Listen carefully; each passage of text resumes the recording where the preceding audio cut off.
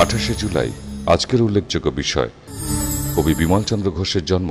Doctor Bimal Chandra Ghosh জন্মগ্রহণ করেন 28শে জুলাই 1874 খ্রিস্টাব্দে। মৃত্যু 11 জানুয়ারি 1948 খ্রিস্টাব্দে। পিতার কর্মকেন্দ্র এলাহাবাদে জন্ম বিমল চন্দ্র ঘোষের। খ্যাতনামা শিক্ষাব্রতী ও বিশিষ্ট চিকিৎসক।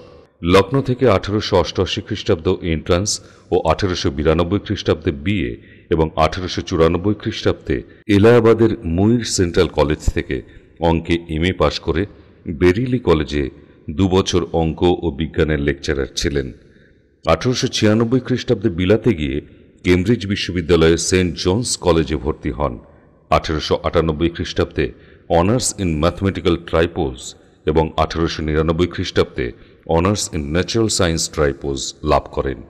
1900 খ্রিস্টাব্দে দেশে ফিরে কিছুদিন কলকাতা সিটি কলেজে অধ্যাপনা করেন। চিকিৎসা শাস্ত্রের প্রতি তাঁর অনুরাগও ছিল। এই উদ্দেশ্যে দ্বিতীয়বার বিলেতে যান এবং 1904 খ্রিস্টাব্দে এলএসএ ডিপ্লোমা লাভ করে লন্ডনে বিভিন্ন হাসপাতালে কাজ করেন। ডক্টরস অফ ডিভাইনিটি হওয়ার জন্য থিসিস লিখে প্রশংসা পেলেও নিজেকে খ্রিস্টান বলে স্বীকার না করার উপাধি থেকে বঞ্চিত হন। 1909 খ্রিস্টাব্দে বিদেশিনী স্ত্রী ডাক্তার এডিথ ও পুত্র হ্যারি কেশবকে নিয়ে দেশে ফিরে বিদ্যাসাগর কলেজে পদার্থবিদ্যার অধ্যাপকের পদে নিযুক্ত হন এবং 1932 খ্রিস্টাব্দে কলেজে সহ অধ্যক্ষ ও পরে অধ্যক্ষ হয়ে 1941 খ্রিস্টাব্দে অবসর গ্রহণ করেন। তাঁরই উৎসাহে বিদ্যাসাগর কলেজের নারী বিভাগ প্রতিষ্ঠিত হয়েছিল। ব্রাহ্ম মন্দিরের এবং নববিধান মণ্ডলীর মুখপত্র নভবিধান এর সম্পাদক ছিলেন তিনি। প্রথম বিশ্বযুদ্ধে ঘোষণা হয়েছিল 1914 সালে আজকের দিনে। অভিনেতা সত্য বন্দ্যোপাধ্যায়ের মৃত্যু। সত্য বন্দ্যোপাধ্যায়ের জন্ম 1925 খ্রিস্টাব্দে। তারিখ অজ্ঞাত হলেও তার মৃত্যুর তারিখটি পাওয়া যায় 28শে জুলাই 1997 খ্রিস্টাব্দে। বাংলা চলচ্চিত্র ও নাট্যজগতে বিশিষ্ট ব্যক্তিত্ব সত্য বন্দ্যোপাধ্যায় জন্মগ্রহণ করেন কলকাতায়। রানী ভবানী স্কুল ও সিটি কলেজের ছাত্র। তিনি অল্প বয়স থেকেই একাধিক শৌখিন নাট্যদলের সঙ্গে যুক্ত ছিলেন। কর্মক্ষেত্রে টিটাগড় পেপার মিলসের অফিস রিক্রিয়েশন ক্লাবে নিয়মিত অভিনয় করতেন। তাঁর যথার্থ নাট্যশিক্ষা বীরেন্দ্র কৃষ্ণ ভদ্রর কাছে। 1955 খ্রিস্টাব্দে মিনার্ভায় ঠাকুর শ্রী শ্রী রামকৃষ্ণ নাটকে হৃদের ভূমিকায় তার প্রথম পেশাদার মঞ্চে অভিনয়। নাটকটি বেশি দিন চলেনি।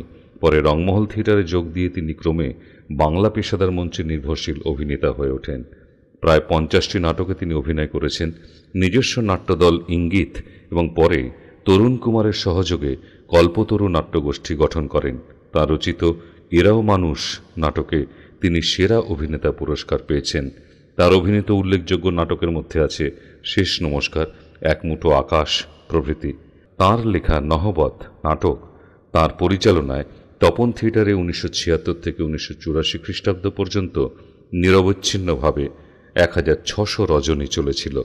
মঞ্চের আগে তার অভিনয় জীবনের শুরু চলচ্চিত্রে।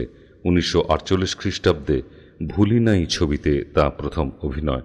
এরপর প্রায় 300টি ছায়াছবিতে তিনি অভিনয় করে গেছেন। তার উল্লেখযোগ্য ছবির মধ্যে রয়েছে বরযাত্রী, পাশের বাড়ি, শ্বশুর বাড়ি, লেডিস সিট, এই সত্যি, উল্কা, বউ ঠাকুরনের হাট প্রভৃতি।